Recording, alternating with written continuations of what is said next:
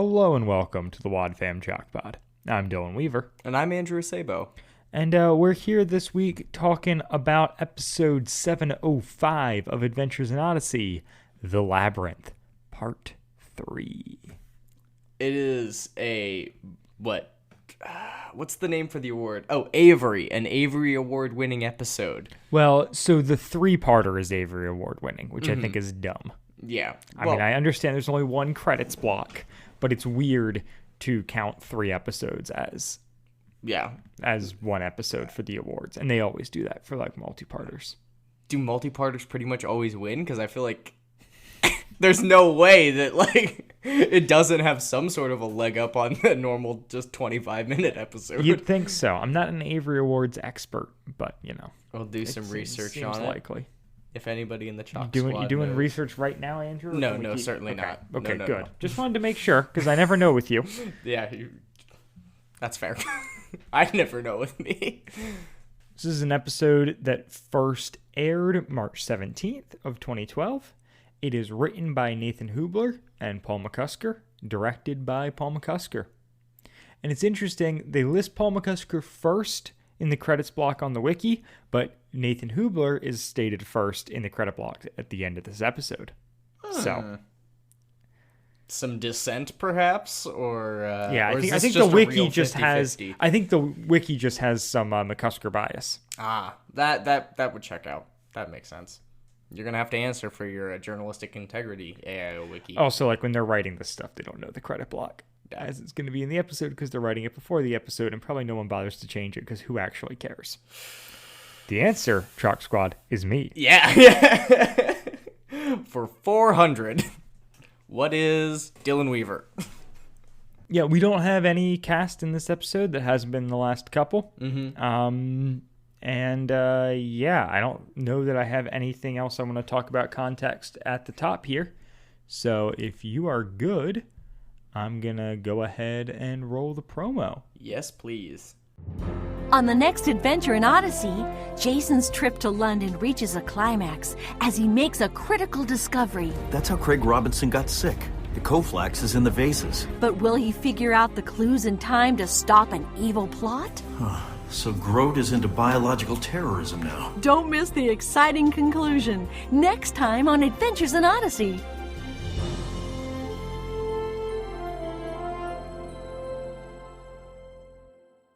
It sounded like Chris was speaking mid-yawn, that one line. Don't miss the exciting conclusion. You know what, Chris? I get it. You know, I mean, she's been doing this for how many years? Dude, if you listen to the Chalk Pod, I mean, how often do we yawn? Too many. I mean, I edit a lot of it out, but you can't always. No, especially with me. I yawn incessantly and also insist on talking through them most of the time, which is really bad. It's a terrible habit. I love my parents, but they really should have nipped that one in the bud from a young age. Fair enough. Maria Sabo, we know you listen. Andrew's coming for you. It's my one resent of your parenting is you didn't yell at me enough for talking mid-yawn. I love you, Mom. So anyway, this episode begins with Dale and Ann Jacobs, right? It does, Andrew. Just say it with confidence and it will be true. That is how the internet works. It begins with Dale and Ann Jacobs. They're getting back to their hotel. I was under the impression it's a hotel. It's definitely a hotel. Remember, she goes on the whole thing about having booked it through that special place, and it's really big, and also there's a hallway, which doesn't happen in motels, and I don't even know if there are motels in England. It seems unlikely, especially if they're in London. So you shouldn't have second-guessed yourself, is what I'm saying. Well, the wiki, that one's also going back to the wiki, because it says motel, but, you know. It's definitely a hotel. Yeah. It's definitely a hotel.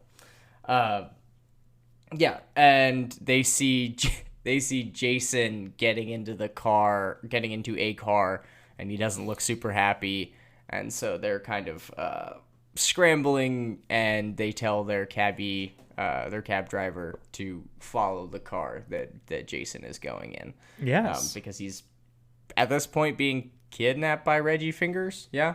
Yeah. Yep. So being kidnapped by Reggie Fingers. They see Jason get kidnapped, and they're like, we need to follow that van. And the cabbie's like, it's going to cost you extra. And I'm like, man, if this had been Jack and Joanne, this would have been so Novacom. Yeah. Oh, yeah. Definitely an Arthur Dent situation. Right. Just all over again. Armitage Shanks. There's also another bit in this scene where Anne goes in on Dale about being a journalist. I love it. And Dale is like, we've been married for how long? And now's when you're making fun of my profession. It's great banter. Yeah, it is really funny. And I listened to this episode I think 3 times in prep for this episode, for recording this, and it does brag. Why don't you? Yeah, well, can't all have as short term of memory as I do. Well, because we were supposed to record previously, so I listened to it in preparation for that, and then I listened to it twice yesterday. So yeah, I had a long shift at work. Might as well just embed it as deeply into my skull as possible. There you go. Oh, the cab driver asked them to fill out a form to follow them or something, which I don't know if that's standard he practice. Has a policy for if you are going to follow people in a van. Yeah, you gotta have to fill out a form. Yep. So they start following. Then we jump to Jason talking through everything with Reggie and Mycroft Thug. He's like, he explains the whole Koflax situation to Reggie. He's like, do you really want to be involved with this? And Reggie's like, yeah, absolutely. And he's like, they've got the powder in the vases. And he's like, nope, the vases were empty. The vases were empty. And then Jason's like, then they must have been made out of Koflax. Yeah. And Thug is like, well, my daughter's super into pottery, so there's like, she made one vase where like the coating melted at room temperature, and I'm like, why? Yeah. Why did she make that? I don't understand. Was it an accident? It must have been an accident, right? Yeah, he's talking about the sealant or whatever before they fire it. Basically melting at room temperature. Yep. And so it's... And then Jason's like, oh, so that's why they were in the refrigerator cases. And then he goes on this whole thing about, like, people at the museum are going to die. Yeah, because don't you care about that, Reggie? And he's like, I don't. And Thug's like, well, my daughter's at the museum, so maybe I care a bit. Yeah. I didn't think Groat would... And Reggie's like, Groat's not going to endanger our families. And Jason's like, you're a very naive, like... criminal, yeah. Mobster. Well, yeah, because he wasn't concerned about the Koflax at all, and he said that the vases were empty because Jason thought that the Koflax was like a powder form in the vases, but it's actually baked into the vases. So, this is not a strong showing from Sir Fingers here. No. As far as mental capacity is concerned. But yeah, Mycroft, pretty good character arc, I'm gonna say. Him kind of coming around in this part makes me pretty happy. Yeah. It's all right. Like I like it. Yeah. But yeah, because his daughter wants to go. Way to give depth to the thug named Thug. Exactly. I mean, I would only hope that they do the same if it was Mycroft Doctor and he was a doctor. So.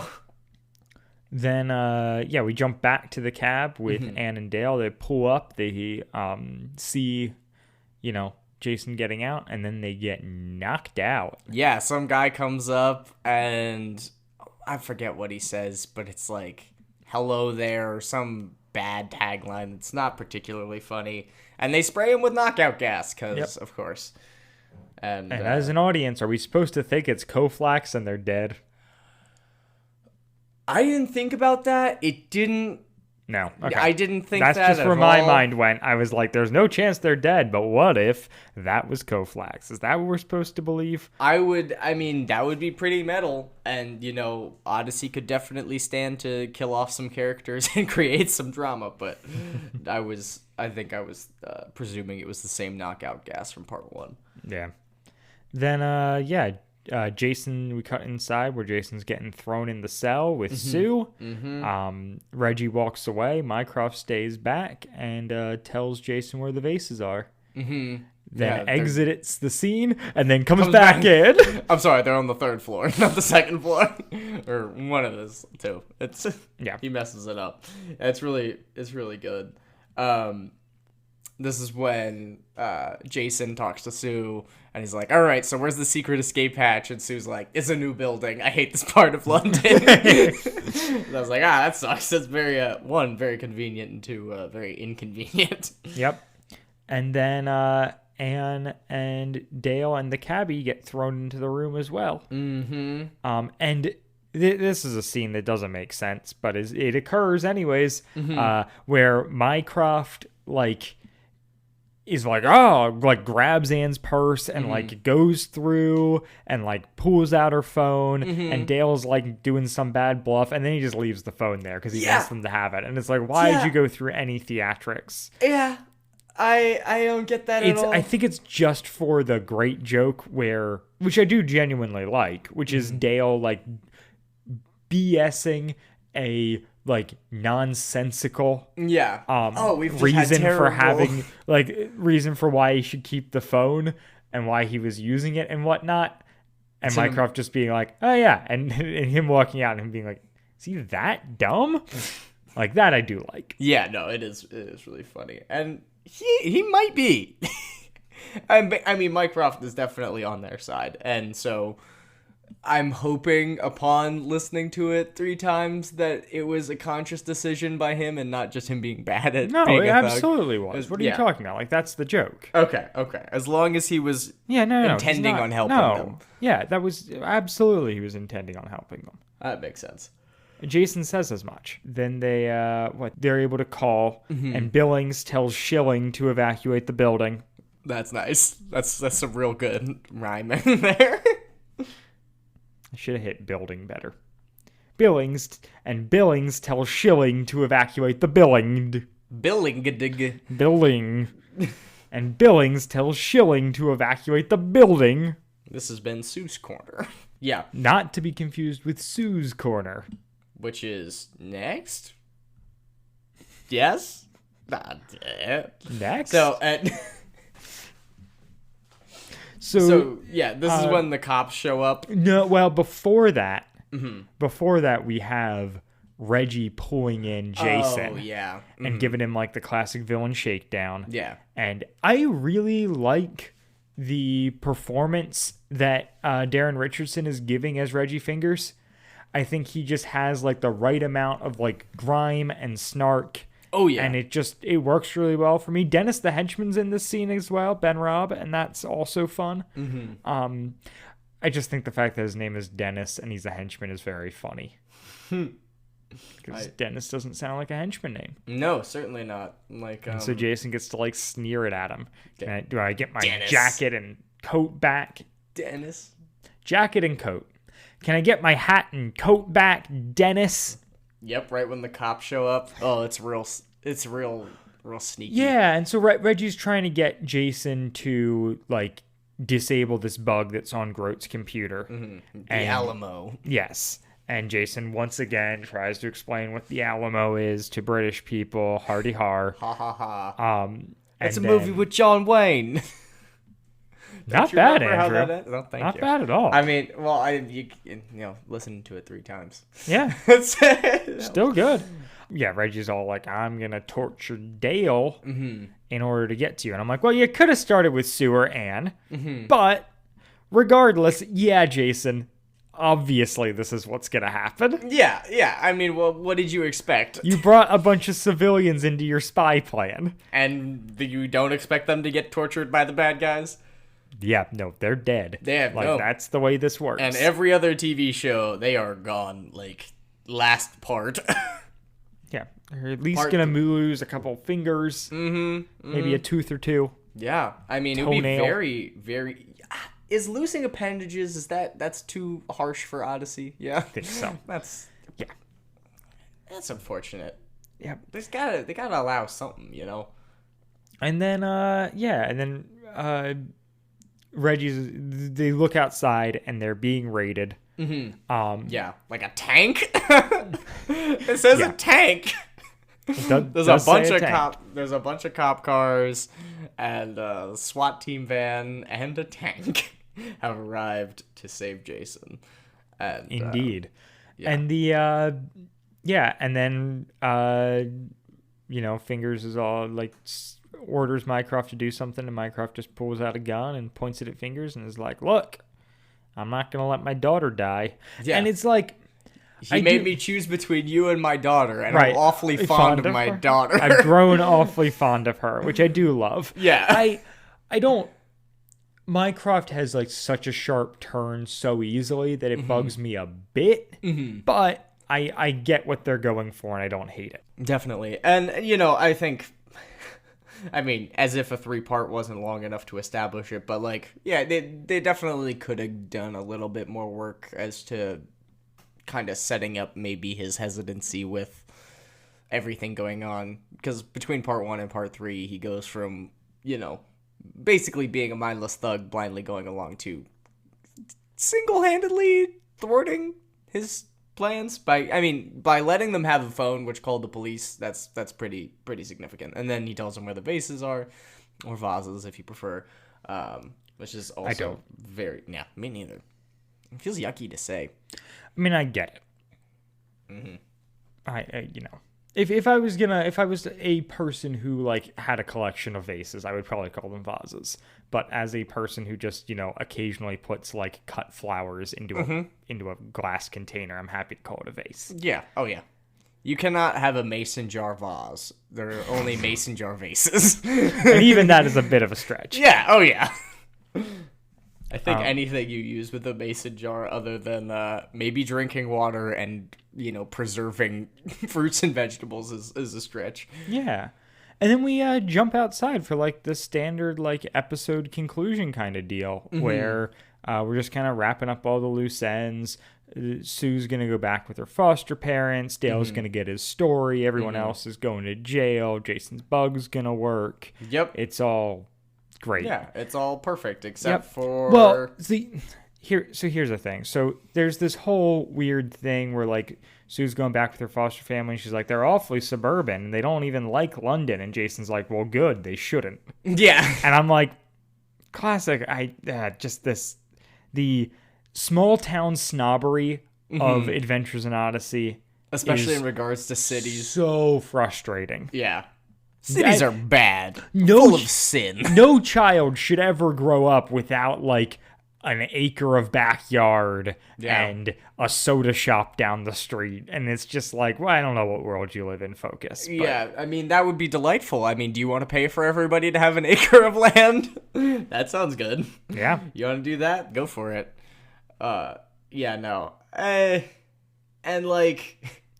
Yeah, so, I understand Jason's perspective. Obviously, doesn't want Sue to be getting into trouble and everything like that. But, yeah, it's not a strong showing for him in this scene, just because of his kind of dismissive attitude. But, yeah, so there is a... Jason then tells Billings that he puts a tracking device on Groat in the scuffle that they had in the previous episode, which is very convenient. Yeah. But now they know where the crate is, which it's at, Reggie Finger's Fish and Chips in the right, because they can't find Groat or the second crate. Mm-hmm. And so, yeah, they go to Reggie Fingers, and Groat walks in. And, I do like the little note of, like, Jason dropped that tracker on him during, like, their altercation when he, like, charged at Groat, which seemed weird. I'm like, I like the payoff. And it's one of those things where it's like, it's a cool spy thing to do specifically in an audio thing where you don't have to like call attention to with like camera movement to like him doing the action. Yeah. It can just be this like fun little thing that like you comes heard up it later. happen, but you didn't actually see it and you don't need any. Yeah. Yeah. That's And fair. like you totally buy it. Like it's nice. I like it. It's a good, okay. Fair. Excellently defended. So Jason sneaks himself and Billings in through Sue's ducts into the place, and they confront Groat. Groat freaks out, and Jason calls attention and like, let me tell you about steam ducks or something like that. Yeah. Right before he kind of arrests them. Well, and then Billings grabs a gun out of his pocket. Yeah. And Groat's like, what? MI5 agents, they don't carry, or MI6. MI5. They don't carry guns, and he's like, this is MI6 agents do carry guns. Yes. I've read Alex Rider.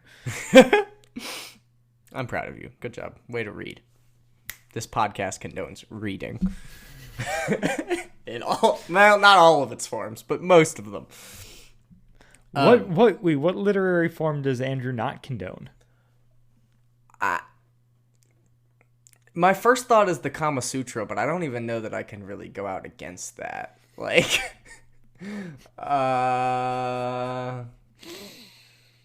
Facebook. I don't condone reading Facebook. Don't condone reading Facebook. There it is. That's fair. That's my firm stance, and I say that as somebody who benefits greatly for the community that Facebook provides, especially in regards to this podcast. But just it's probably not great for you. Just saying. Yeah, no, that's fair.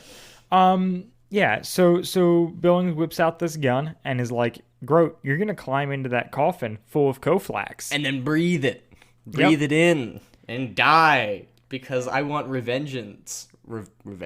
I want vengeance." Yeah, and so there's this whole thing where Jason is pushes back and is like, no, like, I'm not gonna let you do this. He's like, Groat does actually climb in. Mm-hmm. Yeah, and then Jason starts to do it, and he's like, look, you will, like, I'm gonna let Groat out. Shoot me if you will. Yeah. And it's a very, like, it's very much what we saw with Wit and with Jack during Blackguard stuff. Exactly. That was exactly what I was thinking. And so it feels like this is Jason's, like, grow up moment. Mm-hmm. Yeah, where he's like, I like this scene a lot because it does progress through Jason's emotions regarding the situation very well. So initially he's like, he's the one with the gun, like, I can't do anything about it. Right. And then, when it becomes abundantly clear and he's trying to talk, Billings through this. Right. Well, and he starts going off on Billings and just being like, trying to talk Billings down and basically be like, look, you don't want this on your conscience. Like, Groat's going to go to jail, and Billings makes the great point of like, dude, he's not like, he's gonna like get by with a slap on the wrist and like go to a cushy jail. Killed my partner. I don't know, Penny Farthing or whatever the dumb money related name that his partner had. Dollar bills, y'all, my partner. Ty Dolla Sign. And so it's just, and Jason realizes, like, this is not going to work. Like, I can't talk him down from this. And then that's where he's just like, I'm putting my own life in the line. Yeah, he's like, are you prepared to shoot me if I let him out? Because, you're going to have to choose. And Billings is like, yes. And he's like, well, you better prepare yourself. And then we cut to a scene in Jason stumbling into Dale's room late at night. Obviously having survived, and he reveals that, like, he stopped Billings from killing Groat and that whole thing, and they just have a really good talk. He talks about the fact that like he wanted vengeance just as much as Billings did, and under different circumstances he might have done this same thing. Which is so good that he recognizes that, because it is in line with Jason's character and all of the character development that we've seen so far. Yes. I am really sad that this couldn't be a Jack episode just for this wrap-up conversation. I like Jack through and through, but this is a conversation that it pays off so much of the Blackguard stuff so well, where they are on opposite sides, and that's never really resolved. Like, Jason, like, eventually they like team up, but it's like Jack is being like the person with like grace, and Jason is the guy with a plan. And this just finally feels like, oh, like Jason is being sacrificial. He is very much embodying Jack. Yeah, And his own father in this scene. Yeah. Especially like old era wit. Yes, 100%. Like, And it's really good. And I like that he gets to debrief about it here with Dale. But I think the poignancy of him being able to debrief with Jack, who's been with him on this journey, and is like a father figure, and it just makes a lot more sense for it to be Jack than Dale. Because And they, I think, they like, have that relationship. right. But and I think to the credit of Hubler and McCusker, like, given the circumstances, they make it work. They did a really good job. There's a nice thing where, like, yeah, Jason's talking about, like, the struggle of, like, you know, living in lies in order to, like, you know, save truth. Yeah. And is, like, his whole thing. And Dale talks about, like, having to live with that question as a journalist, which is, like, I'm glad that they found an angle and they made this relate to Dale's character, because you could have just put Jack's words in Dale's mouth and been like, good enough. Yeah. But they're like, okay, we don't have, like, we have to come up with an angle that works for Jack, and there's no, or that we have to come up with an angle that works for Dale. There's no Jack corollary here. He wouldn't have had a comment like this. Yeah. Well, yeah, and you think so, about, like, how would Dale respond given such information and, like, things about his character. And so it is, yeah, it's just like good writing to the character you have, even if it's not the character you wanted. And there are points through this arc that you can see the fact that they were really scrambling to make this work. There are other points that really ring true, and I think this is, like, good. Like, I am, like, really happy with with the conversation they're able to have, even if I can, like, wish that it had been, it had been different. But also, like, I mean, it works they for made Odyssey. it work. It works for Odyssey better as a show, I feel like, if they have Jack in this moment. But, like, as a pinch hitter, they did an incredible job with Dale and Anne. Yeah. And so or should I say Mr. and Mrs. Jacobs. Yeah. And so Jason's just kind of like, I think I'm ready to go back to Odyssey. Home. Like, I want to go to Odyssey. Yeah, because he kind of mentions, like, you know, Odyssey's a really good place to figure this out. Like, how are you supposed to operate as somebody with morals and exposing the truth when the action of exposing the truth and the work that you're doing puts you in morally compromising situations. Right. And the idea of kind of retreating to Odyssey for Jason makes a lot of sense. And hearing this makes me very excited for, like, what Jason does when he comes back to Odyssey. I hope he does something cool, but I genuinely don't know. And I mean, how many more episodes of Aftermath do we have? So we still have 6 episodes after this. Okay. But is it a long end? Is that long end is the final conclusion? Is that we've got 3? That's a 3-parter, so we've got 3 before then. Okay. But yeah, it is just I'm excited for Jason to come back. I like that they made this. Yeah, they made this episode, like, these episodes, kind of the conclusion of his spy thing, and that it ends in such a good place of him not, like, the point that his spy career goes out on is not him outwitting the bad guy, which is what we've seen of Jason so far. Yeah, it's not him being the best agent. It's him being, like, sacrificial. And I love that. Yeah. I love that that's, like, when they're like, okay, we are going to move Jason back to Odyssey, let's get him out of spies, like, the pin they end on. Yeah, and I was not expecting them to pull that card with this arc.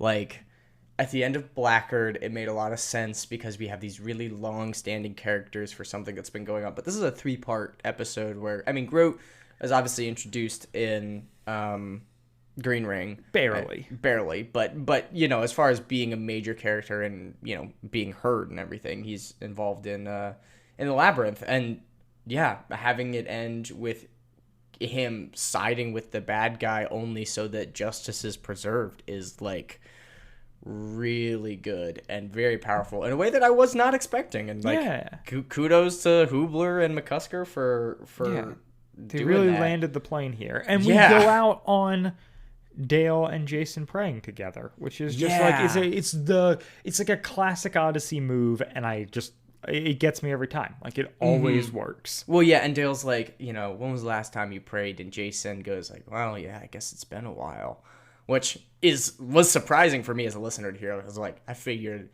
you know, he's got to be above reproach. You know, he's gonna be praying through this the entire time. Right. But Jason is kind of like, nah, you know, I did get caught up in this. Right, I he's should the hotshot. Well, and it's this whole thing about the Labyrinth, where he's like, you know, he's gotten all tangled up and in all this mystery and intrigue and in being a hero and in stopping the bad guys, that he's maybe lost his centering.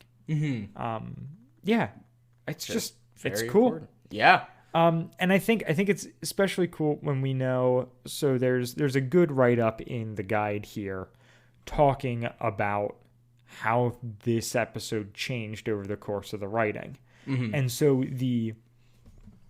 in addition to just a little bit, there was a version of this, unsurprisingly, where Tasha was involved as well. Of course. Because, I mean, you gotta. Yeah. If you got Jason, you know, you gotta at least consider Tasha. But the more interesting thing is they talk about this whole dilemma of Jason's conscience, which is what they're kind of like prodding at through this whole series. And they kind of laid the groundwork with him being undercover in Green Ring, but this is really them getting to explore what that could be. And they talk about not wanting to push, you know, the violence too far because of, you know, age range, but they always age 12. Right, but they always had this final conflict in the broad strokes. But in their first outline, they had Jason lock Grote in the coffin, and then Grote died. That would have been different. I mean, really would have. I would have been interesting to see what they would have done with the aftermath of that. It for sure would have been interesting to like chase down that rabbit hole. I think they ultimately made a better call, but that would be an interesting one. I think that it would be more like there'd be a lot to explore there. Yes, yeah. I feel like it'd be better for the plot. Like, it'd be more interesting, but like also definitely worse for the show. Yeah, to have I don't Jason know. kill somebody. Yeah, exactly. And then they had they had a version of basically like what we've seen, except Jason didn't step in and stop him, and just had to reckon with the I could have stopped him, but I didn't. Does that mean I'm like at fault or not? Which once again, like all these conversations would be interesting. And then there's a version. The version right before this one, which was Jason dying? No, was Jason trying to save Grote and not being able to get the crate open in time. And Grote dying. Oh my gosh.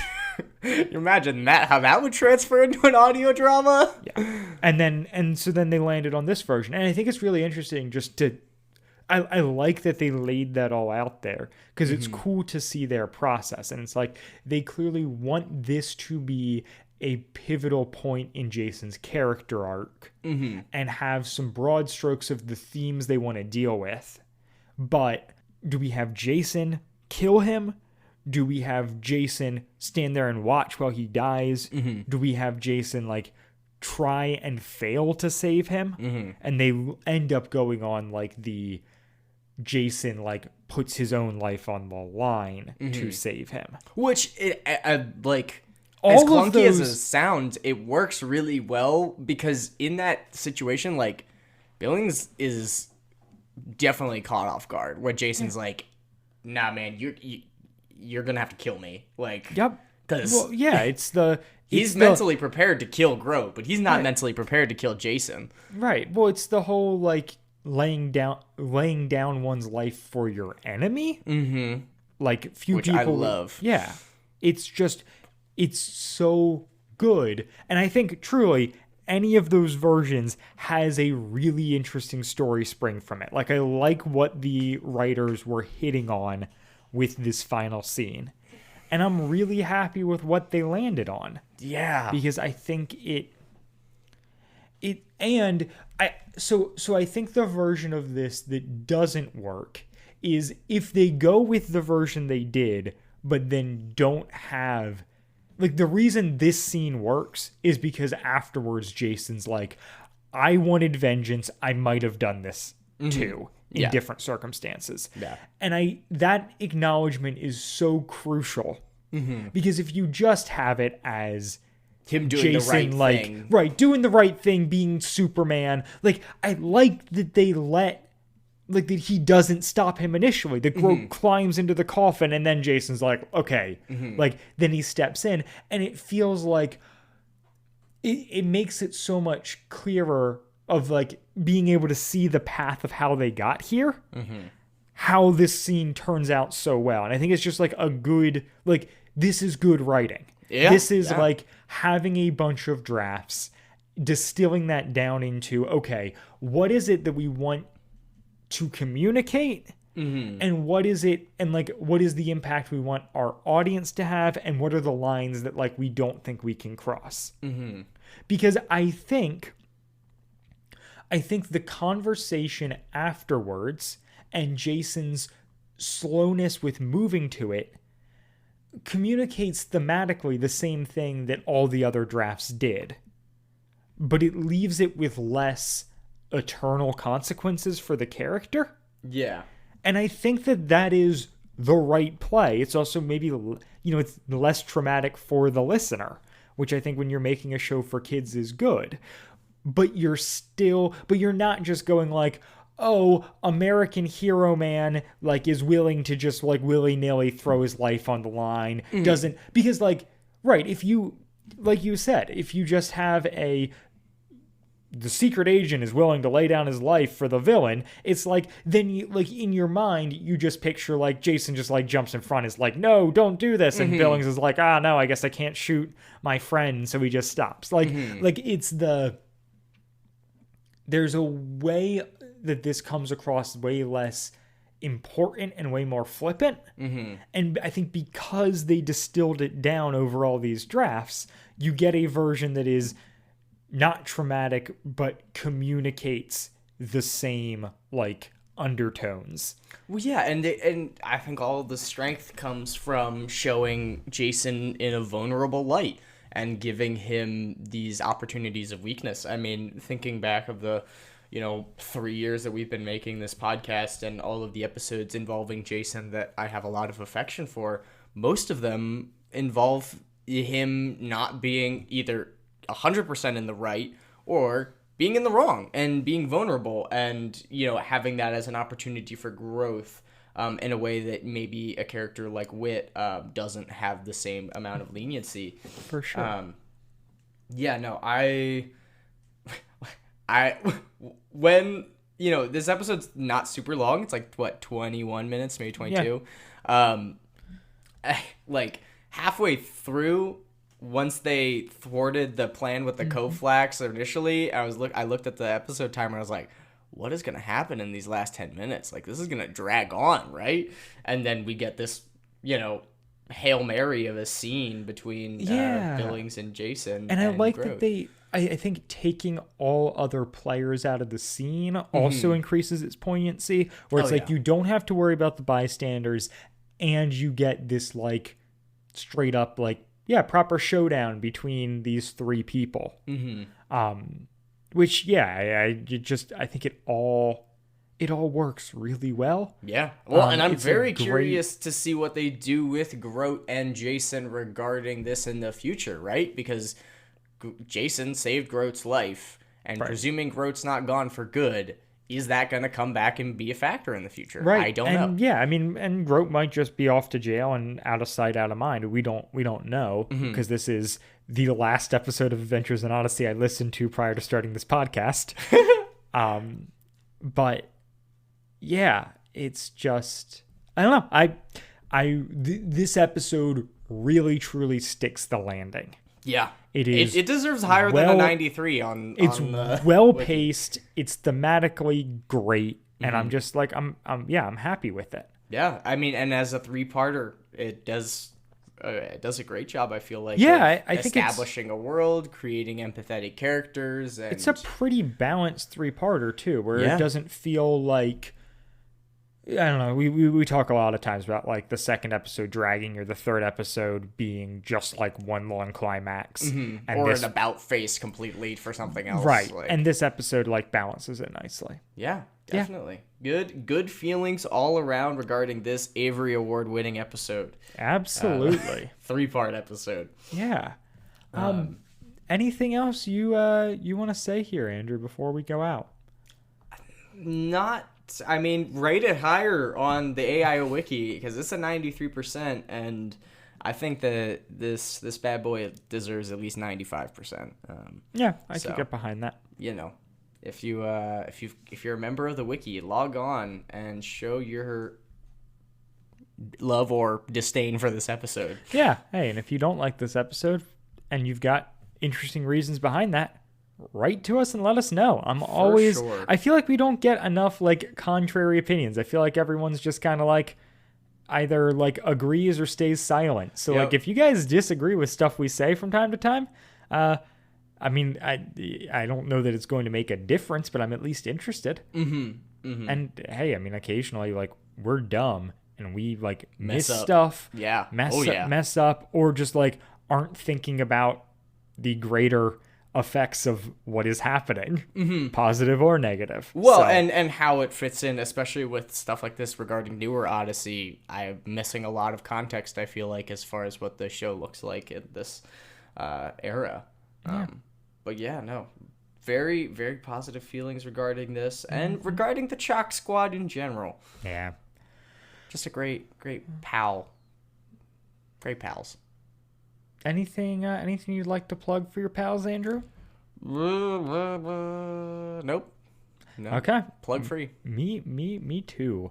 So next week we'll be back talking about episode 724, Home Again, Part 1. Bye, guys. Bye.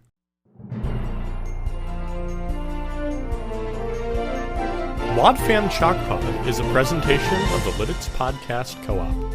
Follow the podcast at WadFam Chalkpod on Twitter and Instagram, or email us at wadfamchalkpod@gmail.com. The Labyrinth Part 3 was hosted by Dylan Weaver and Andrew Asego, and edited by Dylan Weaver.